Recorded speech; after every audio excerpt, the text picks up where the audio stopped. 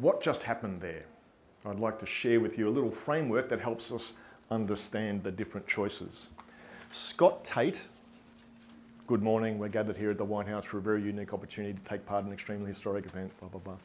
By the way, I've listened to that hundreds and hundreds of times. I still can't say what Scott Tate said. Do you get that? It's just not in my head, because humans are not wired for words. We're wired for pictures. We're wired for stories. So anyway, Scott Tate uses the assertion method. I've figured something out. I'm going to tell you what it is. Good morning. We gather at the White House for an extremely historic event. Well, who says? He says. It's his opinion. But he states it as if it's a fact. Right? But it's not. It's simply an opinion. It's an assertion. And what happens when humans receive assertions? We call it a push strategy of communication. What happens when you push a human being? They push back, they resist. And you saw the president do that. He walked over and said, good morning, Scott, something unique means one of a kind. Something can't be very unique, nor can it be extremely historic. The press secretary then jumps in and starts correcting him. Do we have to use the... If you use a push strategy, if you rely on assertion, you create resistance simply because of the choice that you make around how you communicate.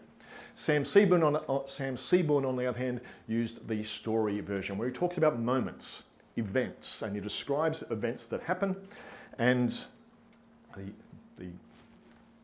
the computer just very helpfully advanced for me. It's apparently a feature. Sam Seaborn uses the story version, and we can picture what's going on. He talks about events that we can see and we can feel. 11 months ago, a 1,200-pound spacecraft. You get that? So, big difference between the two. And for the last 12 months, we've been doing some research. We just ask audiences, what's the different reaction? Here's the reaction to the assertion method of communicating. This is a word cloud.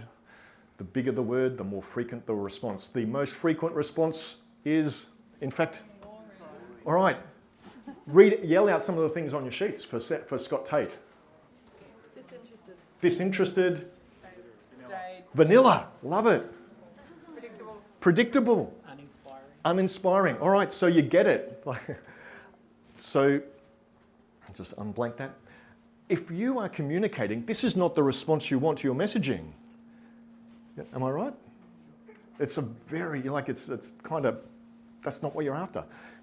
It's not a very good response, and that's how humans respond when you choose the assertion method of communicating.